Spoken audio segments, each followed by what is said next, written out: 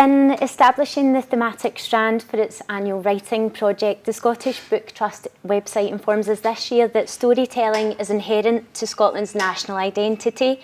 The stories we tell and who we share them with are a fundamental part of our lives. To the seasoned ASLS Schools Conference veteran and class teacher of English, many of Scotland's stories and storytellers are well kent, beloved, and our copies of favourite books well thumbed or heavily annotated. But the text that forms the basis of this present paper, Hannah Lavery's Lament for Sheku Bayoh, is noteworthy precisely for the fact that it begs us to confront the stories we actively choose not to tell, the stories that are not palatable, and the stories that asked us to consider who we really are as a nation. The play is, as Hannah Lavery describes, a provocation of a text. And it is, I would argue, one of the most noteworthy literary texts to emerge from Scotland in the last decade for the unambiguous way in which it challenges our national collective conscience and the country's cultural consciousness. In the opening monologue for Lament for Sheku Bayoh, the second speaker rhetorically probes, do we have to be on the right side of every story we tell ourselves? And in doing so, opens the dramatic space up to an interrogation of this notion. The play forces us, whether we're ready or not, to consider the ways in which our nation might have whitewashed and might still be whitewashing narratives that showcase Scotland as a welcoming country and tolerant nation. So a quick biographical sketch to begin with. Hannah Lavery is one of us. For 10 years, she was a Scottish teacher of English, only relatively recently making the professional leap into writing for a living. She's been a regular in the spoken word circuit in Scotland, a frequent contributor of shorter text to literary periodicals, and an employee of the Scottish Poetry Library working on audience engagement. In terms of publications, Lavery has 2 pamphlets, a short fiction collection called Rocket Girls from Postbox Press in 2018, and a poetry pamphlet, Finding Sea Glass Poems from the Drift from Stu Rubard Press in 2019. Her autobiographical play The Drift was produced by the National Theatre of Scotland in 2019. Lavery's first full collection of poetry, Blood Salt Spring, was published in February 2022, and to much acclaim. Indeed, Lavery has been widely acknowledged as one of the most significant emergent literary voices in Scotland. She's been awarded a new Playwright Award from Playwright Studio Scotland, been listed as one of the BBC Writers' Room Scottish Voices of 2020, and has been named as one of the Scotsman's Ones to Watch in 2022. Lavery's star is also rising out with Scotland, and she was selected by Owen Shears as one of his 10 writers asking questions that will shape our future for the International Literature Showcase, a project from the National Writing Centre and the British Council. Lavery's appointment to Edinburgh Macher in 2021, a position with a 3-year tenure, solidifies her position at the heart of contemporary Scottish literature. For those of us unfamiliar with Lavery's writing, a selection of her poetry available on the Scottish Poetry Library website offers a tantalising taste of what to expect in her extended writing. Scotland, You'll Know Mine is a particularly arresting introduction to the thematic impulses, identity, race and belonging inherent in the writer's work to date. A snippet has been excerpted for you on the handout. Scotland, you'll know mine, you will know his, and I don't want you. So go ahead, say I don't belong, with your sepia-tinged cross-eye sweeping over all that swept-away, blood-stained, sweat-stained sugar for your tablet, your macaroon, your rotten, gobby, greedy, thieving be you. It's observationally brilliant and confrontational. Scotland, You'll Know Mine is a rabble-rousing work that commands the reader's attention, and it's exactly the right type of poem for capturing the attention of a rabble-rowdy S3 class. I've got 3 of them this year. Moreover, it's a perfect companion piece to the play that we're going to hold up for further consideration today. So to the play itself. Lament for Sheku Bayoh was initially staged in 2019 at the Edinburgh International Festival. At the time, the play was a work in progress that sat within the festival's You Are Here programme of interrogative creative responses to contemporary social, political and environmental issues. The play is rooted in real tragedy, foregrounding for scrutiny the death of 31-year-old Sheku Bayoh while in police custody following his arrest in Kirkcaldy, Fife in 2015. Contextual details are vital to know before reading this play, and so the reported details of Bayoh's death, according to the Guardian newspaper, are these. Bayoh died after police officers responded to reports of a black man in an agitated state carrying a knife on the 3rd of May 2015. He was hit with batons, CS spray and pepper spray, then restrained on the pavement with wrist and leg ties. A toxicology report confirmed that Bayoh had taken some drugs that night, but no bladed weapon was found. An independent inquiry into Bayoh's death, currently underway in Edinburgh and overseen by Lord Brackadale, is the results of years of campaigning by his family, who argue that his untimely death was caused by positional asphyxia. He was, they argue, suffocated by the tactics employed by the intending police. The family alleged that officers overreacted in their use of physical restraints and that this overreaction was ultimately motivated to some degree by racial bias.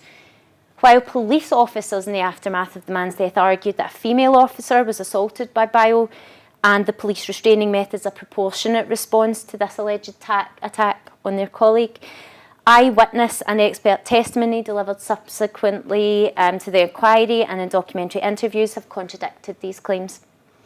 These witnesses assert that they did not see proof of a physical attack on a female officer by Sheku Bayoh before he died. And again, it must be stressed that the inquiry is ongoing and no definitive conclusions have yet been reached. But if the reported details of this case sound horrifyingly familiar, though the name of Sheku Bayoh perhaps does not, it might be because we, on hearing reports of alleged police brutality towards young black men, are immediately transported across the Atlantic to America and those infamously high-profile deaths such as that of George Floyd in 2020. While Floyd's death sparked a moment of international outrage and activism, Bayoh's death, by comparison, feels overlooked, ignored. Why? This play thinks it knows. Lament for Sheku Bayoh probes the here and the now, Scotland in the 21st century, to uncover buried truths about racism in the country. In her frank foreword to the printed edition of the play, Lavery states her position clearly, quote, "We're not the country we promote to others, and more importantly to ourselves. People in Scotland who experience racism have to spend so much time getting people to admit racism actually exists." This is the loose societal thread that Lavery proceeds to tease at and fray during the course of her play. The tragic death of a man in questionable circumstances then is, for most learners within upper broad general education, an accessible narrative to understand. There are many ways to use this text in the classroom, beyond a traditional lit study. Nonetheless, if traditional literary study is what you're after, then this text offers layers of formal and structural complexity that will afford teachers scope to extend challenge and promote literary critical rigour in those preparing for National 5 and higher. The first point of interest for learners in this respect is that the play is a piece of documentary or investigative theatre, one that curates pre-existing source materials, such as newspaper articles, government reports and interviews, into a dramatic whole to interrogate or challenge a contemporary issue. Lavery's curatorial practice is crucial. As she notes in her foreword, quote, "I wanted to write a lament informed by what I could discover with no special access, what anyone could find out if they chose to."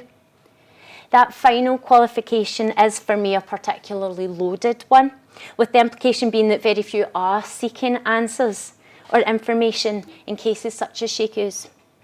Helpfully, source materials are either referenced or included at the end of the 2021 Salamander Street printed edition of the play, and pupils should be encouraged to undertake factual research as an integral part of the pre-reading process. An interesting exercise introducing pupils to the form of documentary theatre might be to ask them to identify a contemporary news story unfolding across multiple platforms in real time and to stitch together articles from various news sources as well as social commentary from Twitter into an enriched retelling of that story.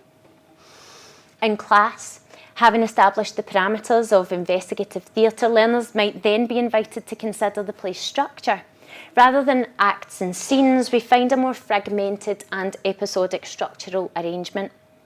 Categorising the fragments, we find a lament in 10 parts, 3 vignettes labelled as conversations, 3 short pauses, a section called the photograph, and one called 30 seconds, part 1 and 2. This structure reflects, I think, the literary stitching together of disclosure, interviews and reporting, but it also means that the audience are never allowed to forget that this is real life interrogated by art. As well as an inherent anger at the apparent social injustice of Bayoh's death, the playwright also carves out a dramatic space for mourning and grief. And this offers a second literary critical angle by which to approach this play. It is, after all, as the play's title tells us, a lament. And there are 2 distinct meanings for this word, and both apply in the context of this play. In the first instance, lament, a noun, is the name given to a passionate expression of grief or sorrow. In literary terms, a lament is a sorrowful outpouring of grief for the dead. And in her introduction to the printed edition of Lament for Sheku Bayoh, the playwright explains the function of this play is to be, quote, a keening for a man who has been much maligned. In the Gaelic and Celtic traditions, a keening is a graveside lament, typically performed by women and notable for the untethered emotion of the singer. Although there's a deeply political social comment to be considered within this play, it is first and foremost a testimonial to the grief felt by those loved ones left behind on Bayoh's passing. The play was written and performed exclusively by women, and it attempts to give a voice to and a platform for the pain of the bereaved, notably his partner. In the second instance, to lament in its verb form means to complain. There are many complaints levelled in this play, largely to do with the approaches adopted by the police to restrain Bayoh in the minutes leading up to his death. Another significant complaint is about the failure of Police Scotland to bring criminal charges against those culpable for the death. The playwright also raises a complaint about the nation's continued inability to have an honest conversation about race and racial tensions in contemporary Scotland. To encourage pupils to further consider how Lavery makes effective use of lament in this play, I've suggested a range of activities in the teaching note that should be or has been available after the talk. These activities include a reading of Robert Burns' A Fond Kiss, and that is a poem that actually appears midway through the play. Time today does not permit a more thorough close reading of the text, so to capture the essence of this play and catalyse your own thinking on it, I wanted to foreground 4 extracts of the play for your consideration.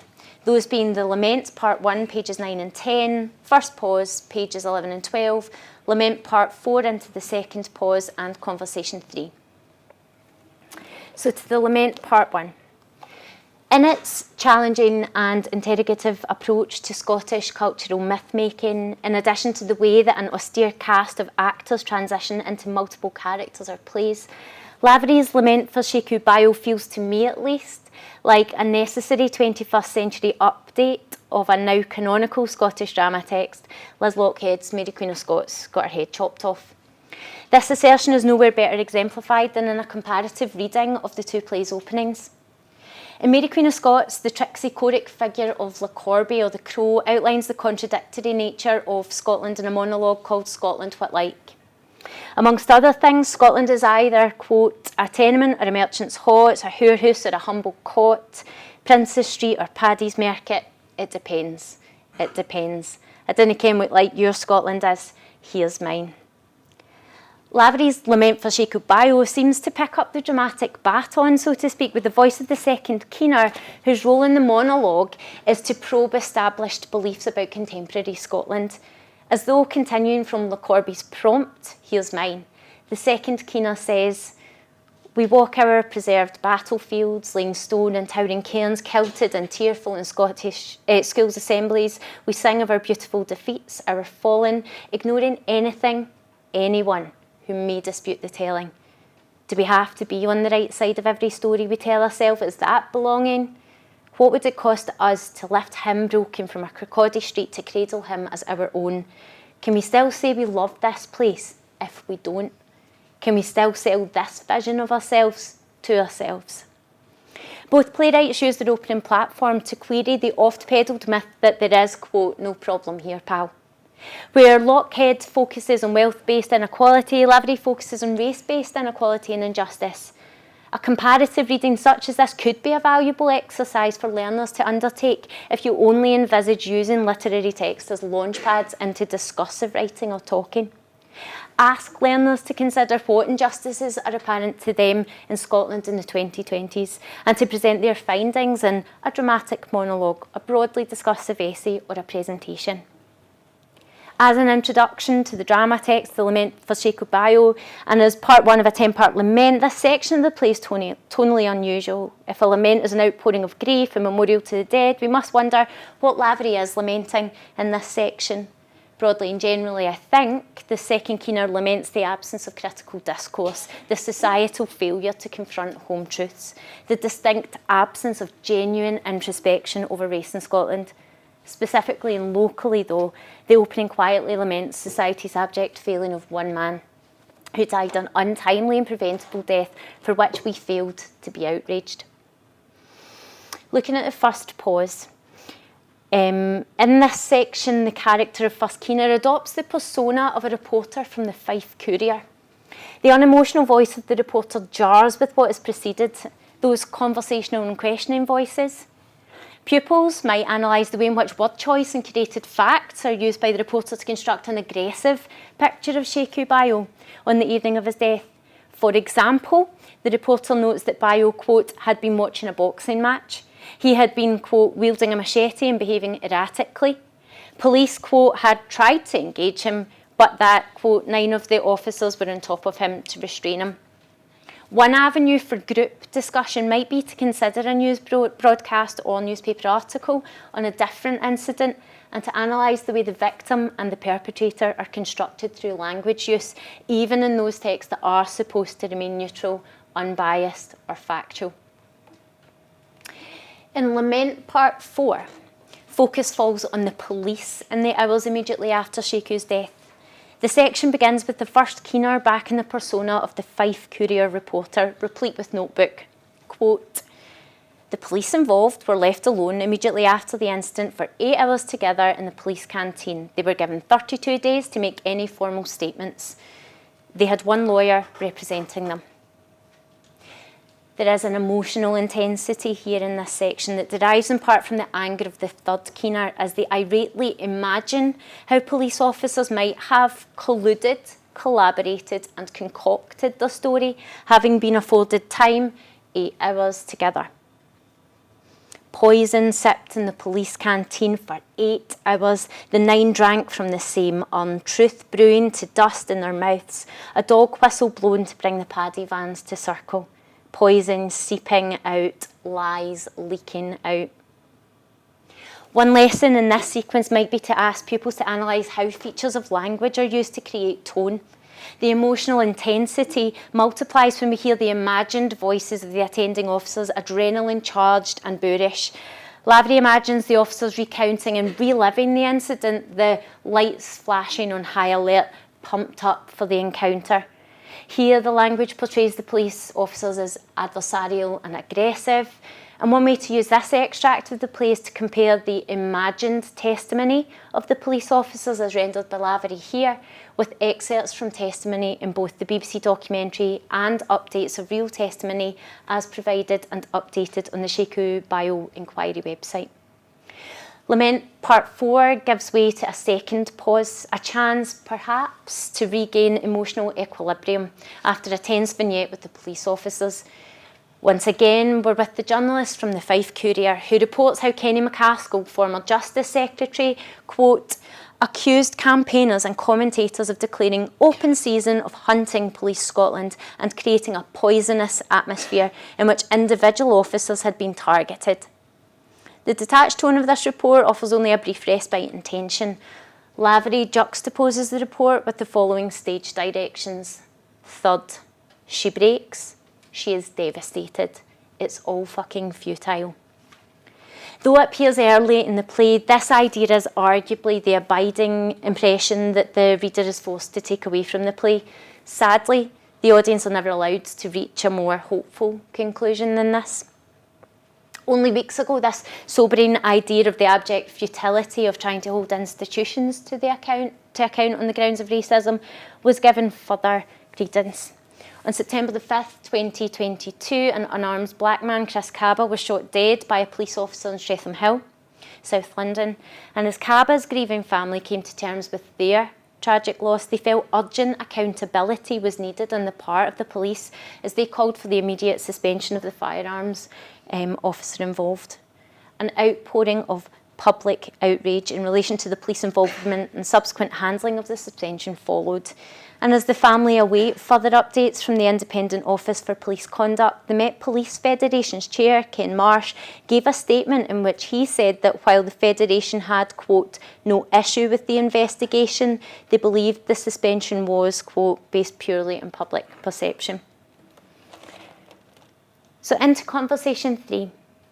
Tonally, this dialogue between the first and second Keenas feels like a conversation overheard in a pub. Those conversations that can turn very quickly in a pinhead from topical musing to heated debate. The first Keener tables a motion. What if the police are the danger? It's a question that provokes outrage in the second. We are not America and Scotland is not racist. The second Keener responds, but the first Keener, a person of colour, urges second Keener to think more on the idea. I'll lay it out for you, pal, but you should know it's not my job to be your teacher. Newspaper reports and university research are offered in this conversation by way of concrete evidence that Scotland does have a problem with race, and the second Keener's conviction begins to falter. I don't know what... The second Keener wants to know what they ought to do differently. Start by listening. Start by saying we have a problem. Start, the first Keener urges, by understanding and accepting. This section concludes on a profound note with the voice of the first Keener. And us, what is us? Scottish? What is that to you? Interchangeable with white? I am us too, don't you say? I'm Scottish too. I am Scotland too. If you're confident enough, you might take these closing questions and use them as a basis for a group discussion. Working collaboratively with colleagues in modern studies, history, geography and RE to produce resources on contemporary demographics, migration, race, ethnicity and religion might offer a rewarding ideal opportunity. This play is theatre of testimony and draws on numerous source materials to form the basis of its script. In terms of resources to facilitate the study of this text with learners, the 2021 Salamander Street edition includes a source material list containing 18 hyperlinks to online news articles related to the case and subsequent inquiry, as well as a link to the BBC Disclosure documentary, Dead in Police Custody. In addition to web links, we are given a screen grab of a press release related to criticism of the family's lawyer, Amar Anwar, and finally an illustration of the type likely to be shown in court of the multiple injuries suffered by Sheku Bayoh while in custody. Lavery's own Twitter account is yet another rich source of material in the ongoing case, while the official website for the inquiry updates provides a wealth of information that can and should supplement the study of this play. A second documentary, After Sheku, is available on BBC iPlayer currently and focuses on the impact of the death and inquiry on Sheku's grief-stricken family. Finally, the National Theatre of Scotland's website offers teachers supporting resources, including interviews and videos through its education portal. This paper opened by foregrounding what I saw as a central question of Hannah Lavery's Lament for Sheku Bayoh. Do we have to be on the right side of every story we tell ourselves? Perhaps reframing it for today's schools conference, the question might instead be, are we even telling ourselves the stories in the first place? Our learners ought to be exposed to a multitude of experiences and voices, as well as a diversity of texts, and then given the critical tools by which to make informed decisions on which side of each story they are going to fall. I cannot recommend this text enough as a third, fourth level text that speaks directly to the learners in front of us and to the global society that they inhabit. In closing this paper, I want to return to the Scottish Book Trust website for the year of the story. where we find a powerful reminder of the prevailing importance of story and testimony. Quote, "From remembering the tales passed down to us from family, the defining moments that shaped our lives, or the places, people and communities that helped us find home, stories connect us to ourselves and the people around us." Let's ensure then, as we are moving into our next iteration of CFE, that we're choosing and using texts that allow our learners to connect with, communicate truthfully about, and uncover the real essence of the place that they call home. Thank you.